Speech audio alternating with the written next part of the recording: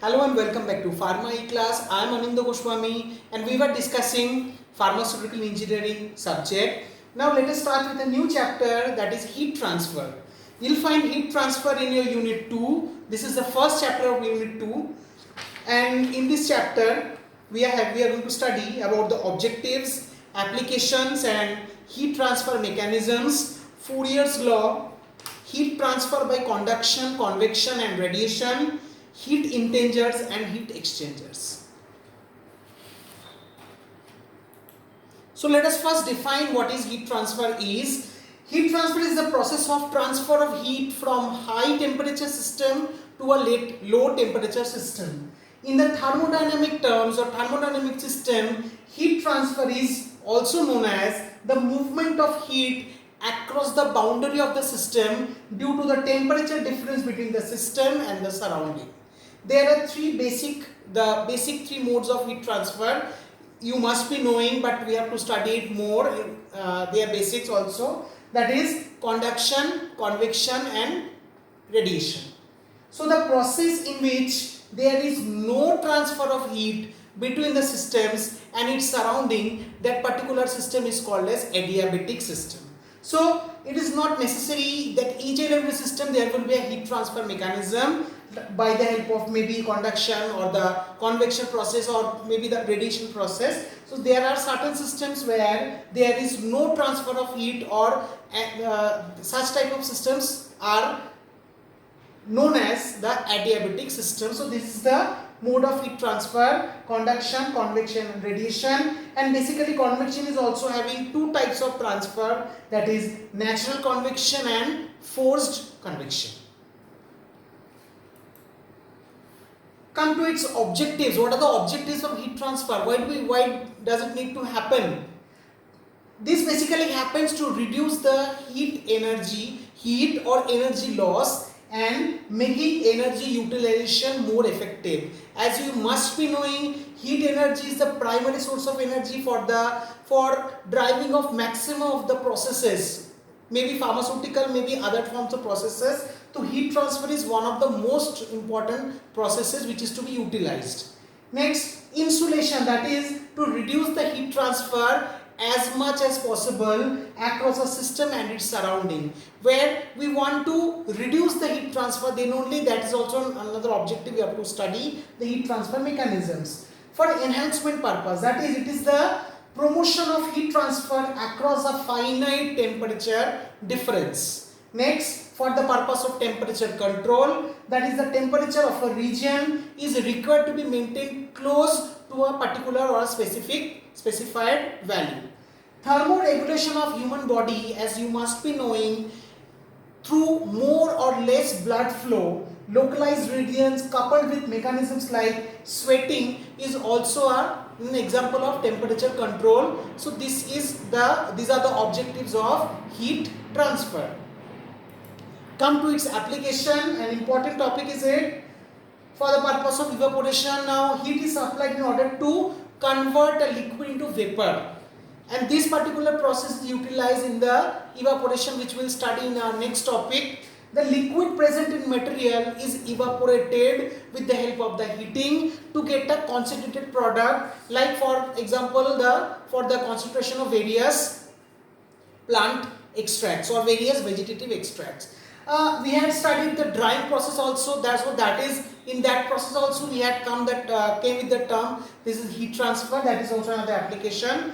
But the commonest one is for the evaporation purpose as well as for the distillation purpose. Distillation, now heat is supplied to liquid mixture for converting the liquid into vapor. The vapors are then, the individual vapor components are then condensed or cooled into a different place, and we have to procure that cooled liquid as well. So the condensation process is a part of the distillation process, and by this process only we are getting distilled water and other distilled systems. Next, for the purpose of drying, as we already discussed, it is in the production of different types of dosage forms, like for example maybe tablet. Heat is passed between a carrier gas over a bed of wet solid mass for achieving the drying or for achieving the granulation purpose as well. So in a fluidized bed dryer, if you have remembered, we transferred heat energy, and therefore heat transfer is must to eliminate the moisture from the moist solid. For the purpose of crystallization, saturated solution is heated to bring about supersaturation, and that supersaturation is the first step to obtain or the minimum necessary to obtain a crystal. So to obtain a supersaturation, we have to heat up the saturated solution after adding excess amount of the solid, and such a heat or such process promotes the crystallization process of the drugs. Come to the different mechanisms. One by one we'll study conduction, convection, and then radiation. First come to its theory part, then we'll move on to its mathematical expressions. Conduction: when the heat flow through a body without any observable motion of the matter, this type of heat flow is called as conduction. Come to its mechanism. In metallic solids, thermal conduction results from the unbound elements, which is quite similar to electrical conductivity. In solids that are poor conductor of heat, and in liquid the heat is conducted by the means of transport of momentum of the individual molecules along the temperature gradient. In gases, the conduction occurs by random motion of the molecules, so that heat is diffused from a hotter region to a colder region. For examples of heat conduction, we can see heat flow through the brick wall of a furnace or the metal wall of a tube. So these are the examples and the basic mechanism of conduction. Come to convection, we will study in details also. So when heat flows by the transfer of matter, this type of heat flow or this type of mechanism is the convection one, unlike that of conduction where there was no transfer of matter happening. In this case, the heat flows by actual mixing of warmer portions with the cooler portions of the same material. Convection is restricted to the flow of heat in fluids, that is particularly in gases and liquid. Now after studying flow of fluids, you know what fluid means. So in fluid or in the flow of liquids as well as in gases, it is restricted or it is limited. Heat flows through a fluid by both conduction as well as convection, and it is difficult to separate the two methods because of the eddies set up by the change of the density with respect to the temperature. So basically the conduction predominates, but there the heat transfer also occurs by convection as well as conduction, but it is quite difficult to actually locate the process, actually present the process that by which method the transfer has occurred. Come to the examples of convection: transfer of heat by the eddies of turbulent flow and by the current of warm air from a room heater flowing across the room is an example of the convection mechanism. Come to natural and forced convection. If you have remembered from the first slide, we had bifurcated convection into two basic types, natural and forced convection. The forces used to create convection currents in fluids are basically of two types, like natural convection. Come to natural convection. When a fluid is heated, the warmer part becomes lighter than the cooler part. Due to this difference in density, the cooler, which is having higher density, the cooler density fluid or the cooler fluid, which is having the higher density, it moves upward, moves downwards, and the warmer or the lighter density fluid moves downwards. So thus forming convection current. So this process, in this process, the heat is transferred with mass. This method of heat transfer is called as natural convection. So what is happening in natural convection? That is, we heat up a fluid, and the fluid is bifurcated into two parts, that is the warmer part and the cooler part. In this warmer part, the warmer part is having a lighter density and the cooler part is having a higher density. So likewise they are arranged. The cooler part or the higher density part, it moves downwards because it is having a higher density, and the warmer part or the lighter density part remains upward. And by this method, or this method, particular method is the natural convection method, where the transfer is occurring with mass.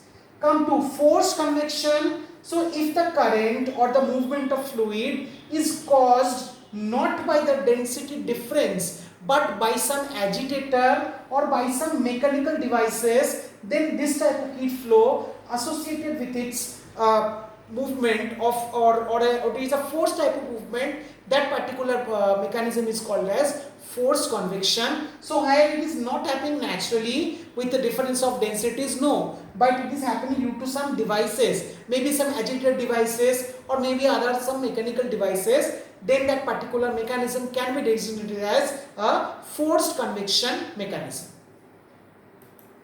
Come to the third type of mechanism, that's radiation. So when heat is transferred through the space by electromagnetic waves, the type of flow is known as the radiation heat flow. Come to its characteristics. Any solid body at a temperature above absolute zero, it can radiate energy, and this radiation is an electromagnetic phenomena which takes place without the necessity of any medium. So when radiation is passing through the empty space, it is not transformed into heat or any other form of energy, nor it is diverted from its path. So if the radiation now fall on a matter, then the radiation energy will be now transmitted, that is, it will pass through the matter, it is either reflected or it is absorbed. So only the energy that is absorbed is converted into a particular heat energy. The approximate range of wavelength used for the infrared radiation or the heat rays generation is 0.8 to 400 micrometers. Come to its next part, or the basic definition of a black body. So what is a black body? So not all substances radiate heat at same place at a given temperature. So a theoretical hot body is defined, which is called as black body. So a black body can be defined as that body which radiates maximum possible amount of energy at a particular or at a given temperature. Take into consideration this definition. So a black body can be defined as that body which radiates a maximum possible amount of energy at a given temperature. Example, let us come with example, generalized example. An enclosed space is kept at a constant temperature if the inside of the space is viewed through a tiny hole, so that the negligible amount of energy is leaked from inside, then the inside of the space may be designated as a black body. Come to its industrial example. The inside of a furnace is completely uniform, having completely uniform temperatures, and it is viewed through a small opening, that is designated as a black body. The interior of the furnace and all the objects within the furnace can also be considered as a black body. So this is the basic theoretical part of heat transfer. We'll move on to its mathematics and the other portions in our next lecture. Thank you very much.